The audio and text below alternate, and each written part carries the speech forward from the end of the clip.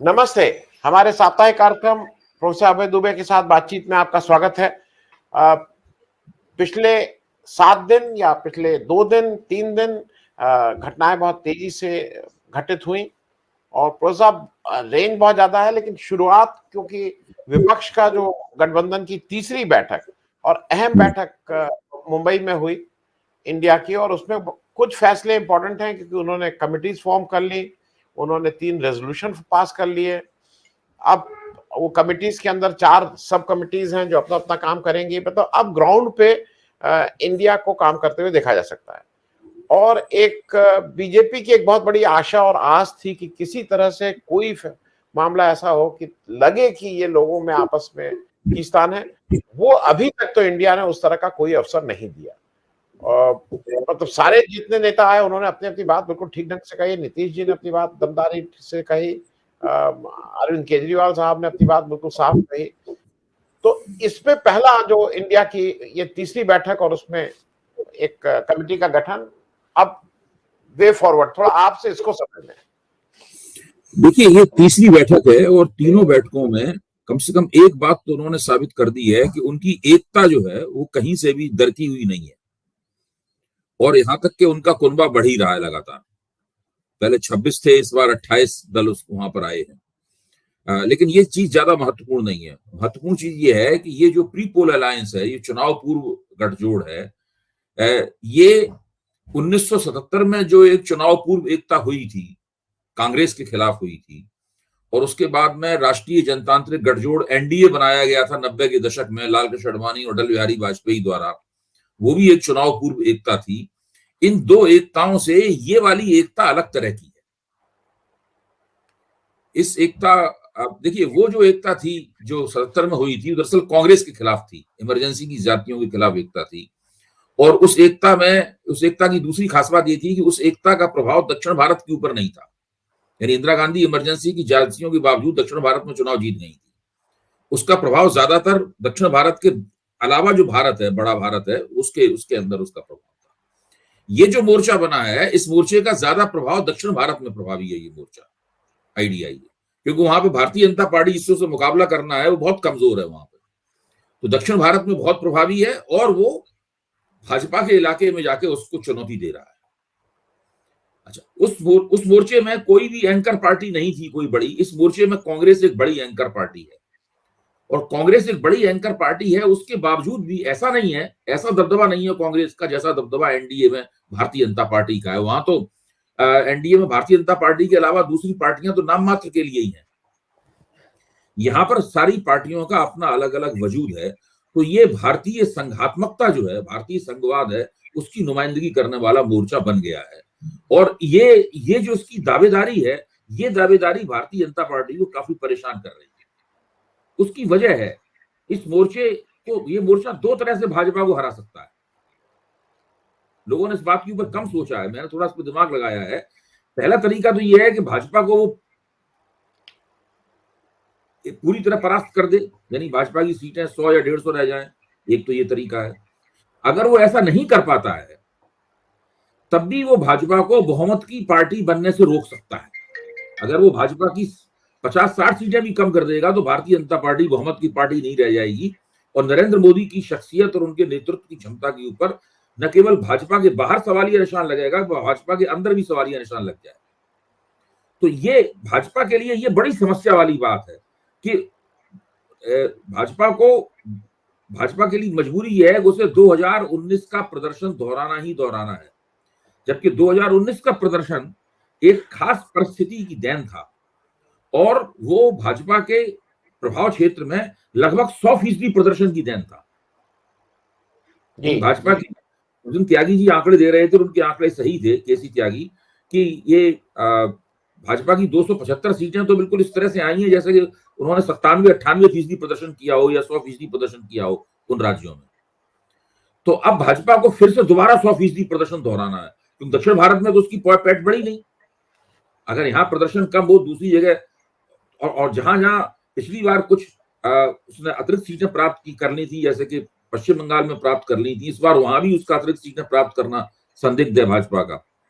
तो इसलिए भाजपा की नींद उड़ी हुई है और वो परेशान है। इसको भाजपा की कमजोरी नहीं मानना चाहिए हमें, नहीं मानना चाहिए कि उसके पास इसका मुकाबला करने के लिए रणनीति नहीं है, नहीं मानना चाहिए कि भाजपा अनिवार्य तौर पर इन दो में से किसी एक परिणाम की शिकार हो ही जाएगी। ये मानना हम लोगों के लिए मुगालता होगा और एक तरह की एक बचकानी किस्म की कार्रवाई होगी, अगर हम गतिविधि होगी, अगर हम ये मानना शुरू कर दें।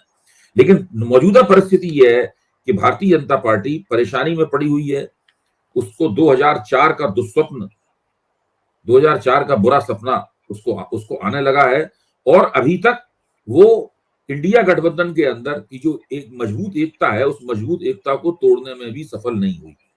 इस मजबूत एकता के सबसे ज्यादा संदिग्ध पहलू एनसीपी, राष्ट्रवादी कांग्रेस थी शरद पवार की, लेकिन वो मजबूती के साथ इसके साथ जुड़े हुए हैं। धीरे धीरे उनका पक्ष जो पहले एक ढुलमुल लग रहा था, अब धीरे धीरे साफ होता चला जा रहा है।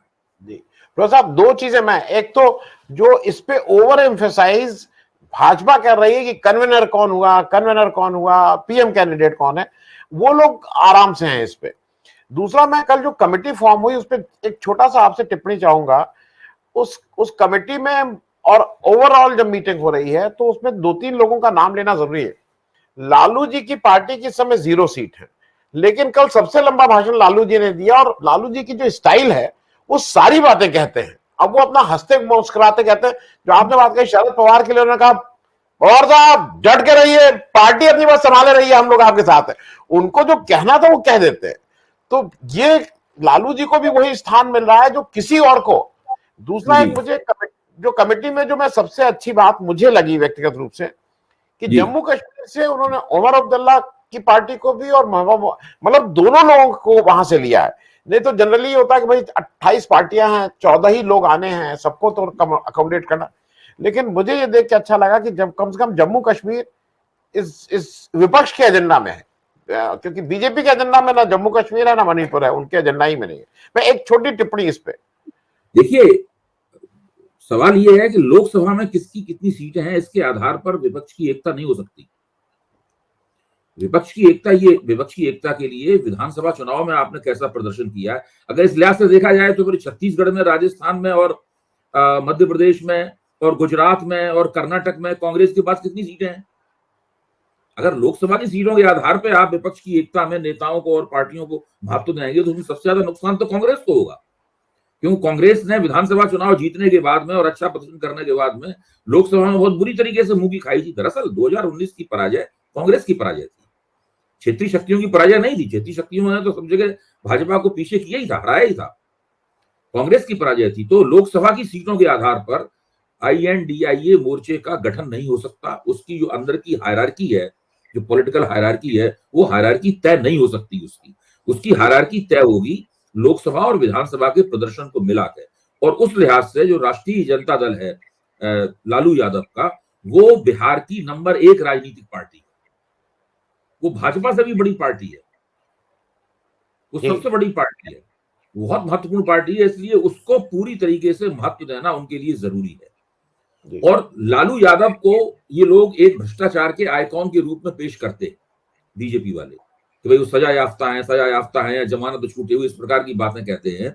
लेकिन लालू यादव का जो राजनीतिक और रणनीतिक अनुभव है और उनका जो तेज दिमाग है इस मामले में, उसका अगर कोई मुकाबला करता था तो मुलायम सिंह यादव मुकाबला करते थे। आज मुलायम सिंह यादव दुर्भाग्य से इन लोगों के साथ नहीं है, क्योंकि वो हम लोगों के बीच नहीं रह गए हैं।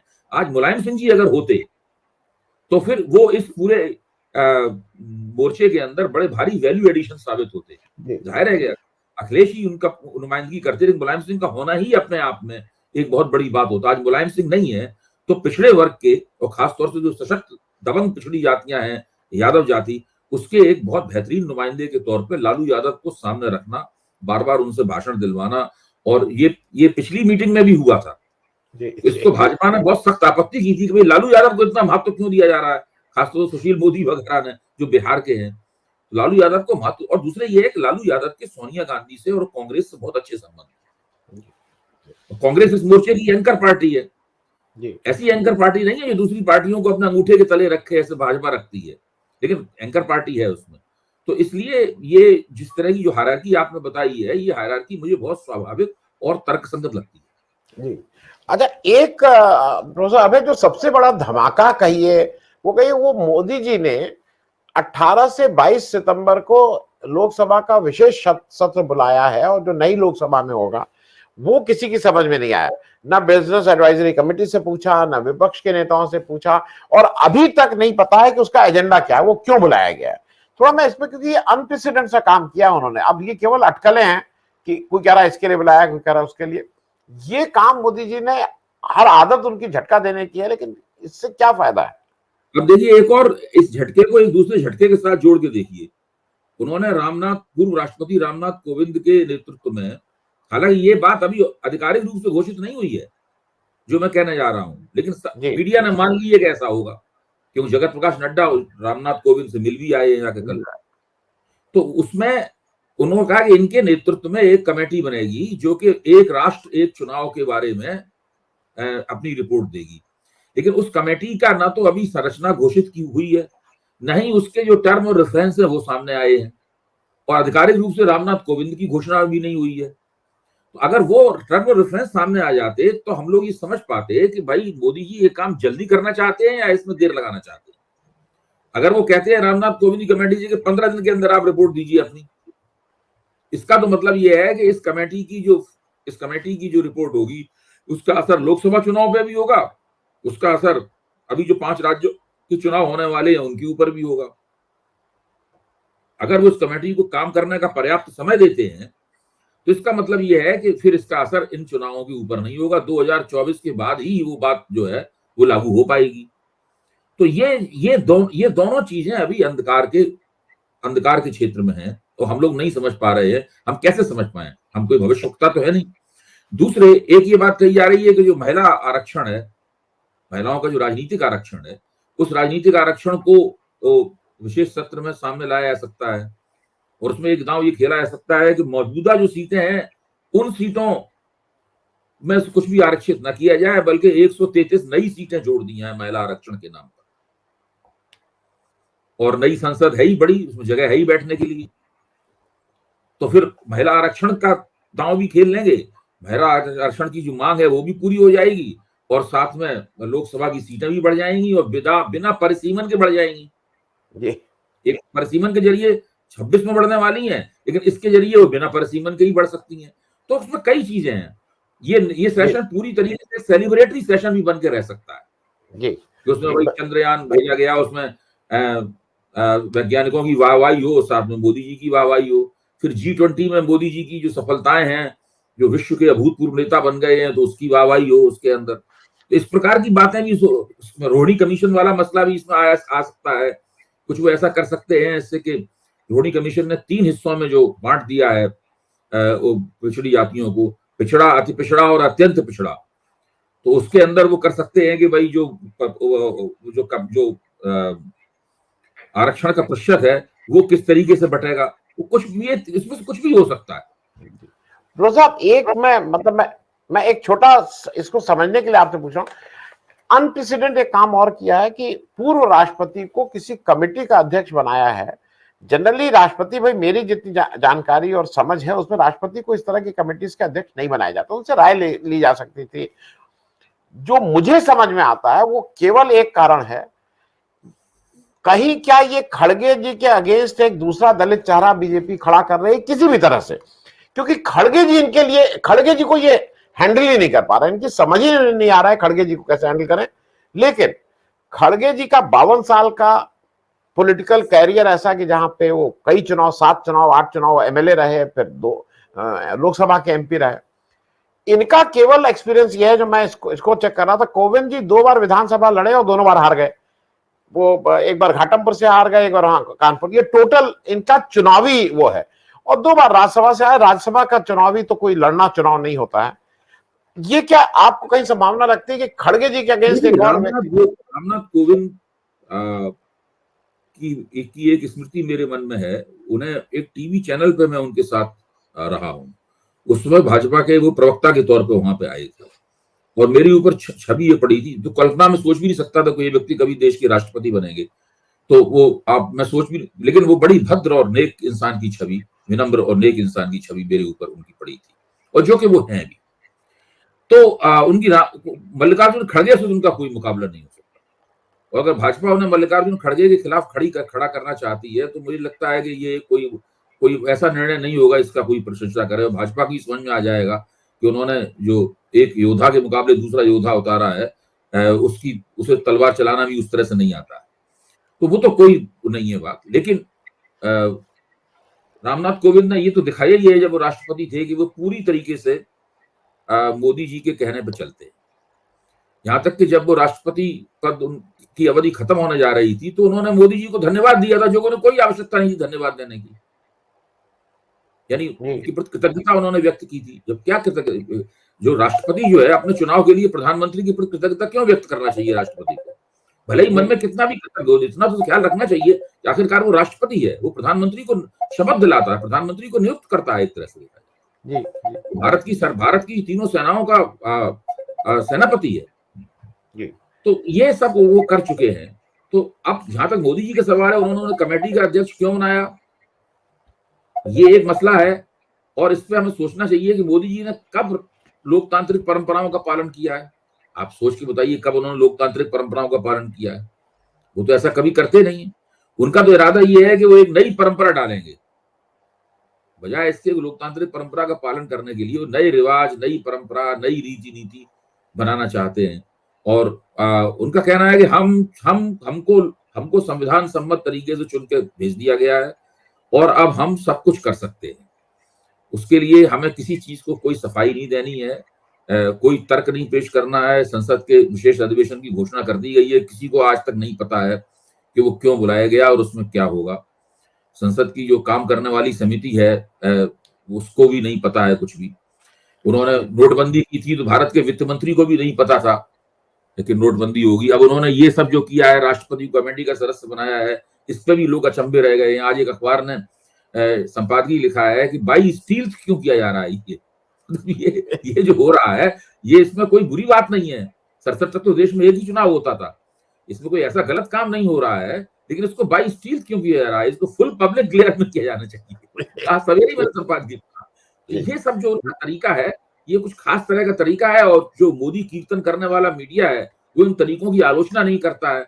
वो हमेशा वो तो ढोल मजीरे लेके लगा रहता है उसके अंदर। वो कहता है ये भी मास्टर स्ट्रोक है, ये भी मोदी जी का मास्टर स्ट्रोक है, ये मोदी जी पिच बना रहे हैं, मोदी जी के सब लोग मजबूर हैं मोदी जी की बात, मोदी जी के बनाए हुए डिस्कोर्स को फॉलो करने के लिए, उनके नैरेटिव को फॉलो करने के लिए। तो इस प्रकार की बातें मीडिया में होती रहती हैं, जो मेरी निगाह में हास्यास्पद और अनावश्यक है। जी बस दुबे, एक चीज और जरा, ये थोड़ी कॉम्प्लेक्स है और इसको मैं जरा डिटेल में समझना चाहूंगा।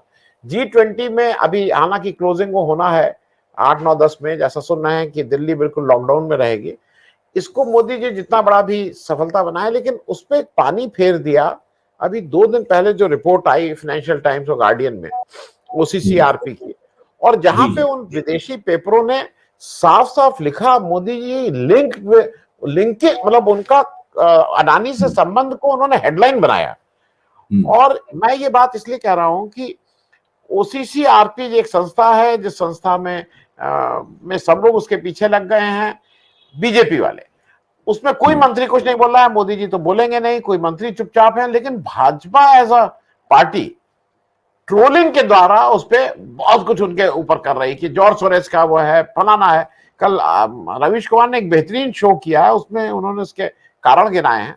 मैं थोड़ा इस पे भी क्योंकि अडानी का मामला सीरियस है। जो अडानी जी जिस तरह से, अब तो ये रिपोर्ट भी कह रही है, प्रूफ के साथ कह रही है कि देखिए ये बेईमानी हुई है, ऐसे ऐसे पैसा घुमा है, ये वायलेशन हुआ है सेबी का। उस पे जरा एक आपसे टिप्पणी चाहेंगे। आप बताइए। आपको याद होगा कि मैं पब्लिक इंडिया के मंच पर और दूसरे मंचों पर भी बार बार इस बात को कहता रहा हूं कि अडानी का मसला मोदी सरकार के खिलाफ एंटी इनकम्बेंसी का ट्रिगर पॉइंट बन सकता है। और विपक्ष इस मसले को जितना प्रचारित करना चाहिए, जितना योजनाबद्ध तरीके से इसको मुहिम चलानी चाहिए, नहीं कर रहा है। बीच में विपक्ष इस सवाल के ऊपर तकरीबन मौन बैठा रहा। यहां तक कि भाजपा समर्थक समीक्षकों ने कहना शुरू कर दिया, जब एंकर उनसे पूछता, संदीप चौधरी ऐसे एंकर जब पूछते थे कि भाई ये मसले हैं इतने अडानी के लेके और मोदी के ताल्लुक संबंधित, तो भाजपा समर्थक समीक्षक कहते थे आपकी बात सही हो सकती है, लेकिन अगर आपकी बात सही है तो विपक्ष इस मसले को क्यों नहीं उठा रहा है, विपक्ष मसले में चुप क्यों है। तो अब जब वहां से ये बात फिर से आई निकलकर पत्रकारों के एक समूह ने इस बात को फिर से कहा और जोर डाला उसके ऊपर, और अडानी के शेयर भी गिर गए उसके प्रभाव में आकर, फिर से एक बार गिरे, और फिर राहुल गांधी ने प्रेस कॉन्फ्रेंस की, तो फिर से ये बात राजनीतिक बहस मुबाहिसे के केंद्र में आई। लेकिन आप बताइए बीच में ये गायब क्यों रही? अगर लगातार विपक्ष इसको कहता रहता तब फिर वहां से जो बात आई है इसका महत्व दुगना तिगना हो जाता। विपक्ष को दोबारा विपक्ष ने ये दिया बुझना क्यों दिया? अब दोबारा फिर तेल डाल रहे हैं, विदेश से तेल आता है, इसमें पड़ता है, फिर विपक्ष उस दिए को फिर से चलाता है। देखिए, किसी भी सरकार के खिलाफ एंटी इनकम्बेंसी बढ़ाने का सिक्काबंद तरीका यह है कि आप उस पर कुशासन करने का आरोप लगाएं, उस आरोप को साबित करें, आप उसके ऊपर भ्रष्टाचार करने का आरोप लगाएं और उस आरोप को साबित करें।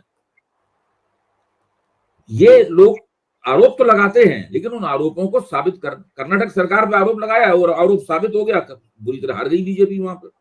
हिमाचल प्रदेश में वो हार गई, दिल्ली महानगर पालिका में ये आरोप थे उनके ऊपर, साबित करने की भी जरूरत नहीं थी और वो हार गए तमाम हथकंडों के बावजूद।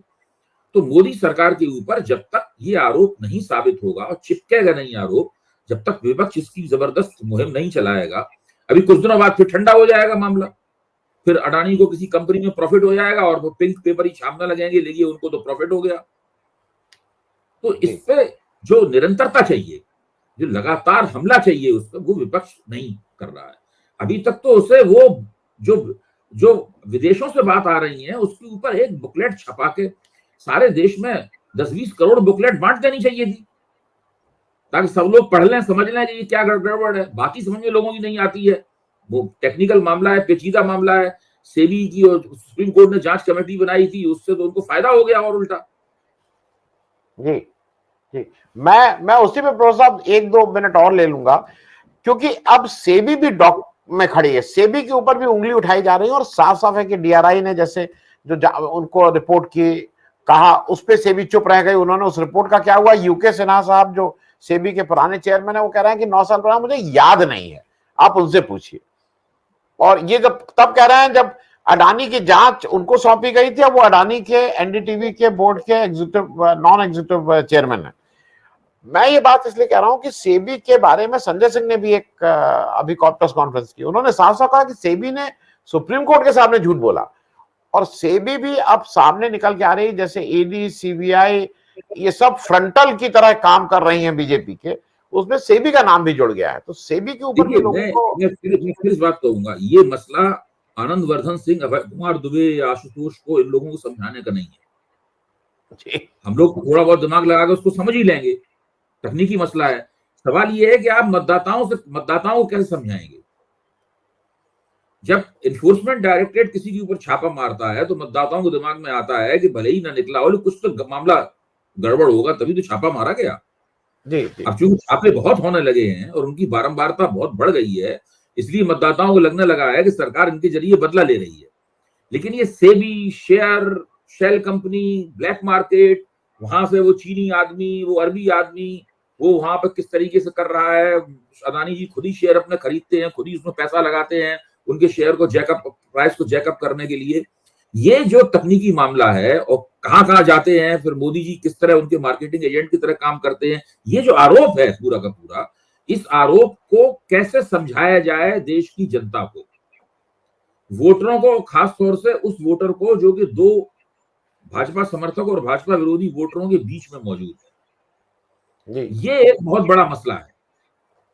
विपक्ष और आईएनडीआई को चाहिए कि वो इस मसले को एड्रेस करे, इसको संबोधित करे। अगर वो उस बीच के मतदाता को ये समझा पाया कि ये घपला हो रहा है और इस घपले में मोदी जी सक्रिय रूप से हिस्सेदार हैं, तभी उसको लाभ होगा चुनावी, वरना लाभ नहीं होगा। जी, मैं प्रो साहब अंतिम प्रश्न मैं प्रदीप गुप्ता के साथ में, जो एक्सिस इंडिया के, और मैं, केवल 2 लोग थे और हम दोनों के बीच में 1 घंटे तक चर्चा हुई। तो उसमें प्रदीप जी ने भी मेरी बात को माना कि भाजपा विरोधी और भाजपा समर्थक मतदाताओं के बीच में 10 से लेके 30% का परिस्थिति के हिसाब से एक फेंस सिटर मतदाता मौजूद है,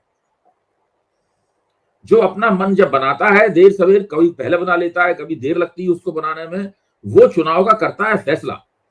और जब इंडिया और एनडीए के बीच में मुकाबला होगा, सोचिए आप, यानी जब देश में लगभग राजनीतिक ओपिनियन, पॉलिटिकल ओपिनियन का ध्रुवीकरण हो जाएगा, उस वक्त वो जो फेंस सिटर मतदाता है, जो मध्यवर्ती मतदाता है, उसकी भूमिका पहले से भी अधिक निर्णायक हो जाएगी।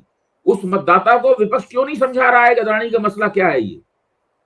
जी, मैं एक चलते चलते प्रोफेसर अभय, दो चीजें, ये दोनों संभावना है, प्योरली संभावना की बात, हम लोग पहले भी बात कर चुके हैं।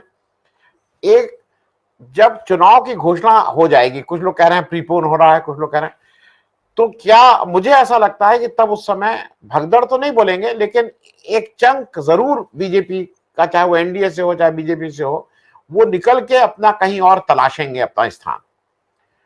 मैं सिर्फ ये पूछ रहा हूं कि क्या उस समय जैसे 77 में विपक्षी पार्टी सब एक जगह इकट्ठा हो गई थी, लेकिन माहौल बनाने में जगजीवन राम ने कैटलिस्ट का काम किया था, तो क्या इस बार भी कोई उस तरह का कैटलिस्ट आपको लगता है कि जब एक बार चुनाव घोषणा हो जाएगी? मुझे देखिए, ये आपका बहुत आकर्षक बात आपने कही है, इस पर लेकर काफी हवाबाजी की जा सकती है और बातें बड़ी बड़ी की जा सकती हैं, लेकिन भारतीय जनता पार्टी का जो ढांचा है और वहां पे जो कार्यकर्ताओं की जिस तरह की निष्ठा है, वहां पर जिस तरह के जुड़ाव हैं, सांगठनिक विचारधारात्मक जुड़ाव हैं, उसमें ये मुश्किल लग रहा है। क्योंकि इंदिरा गांधी ने जो किया था, उसमें इंदिरा गांधी ने अपने परिवार और संजय गांधी को बढ़ावा देकर, और संजय गांधी ने जो तमाम बदतमीजियां दी थी लोगों के साथ में, उससे काफी कांग्रेस के अंदर चिढ़ पैदा हो गई थी।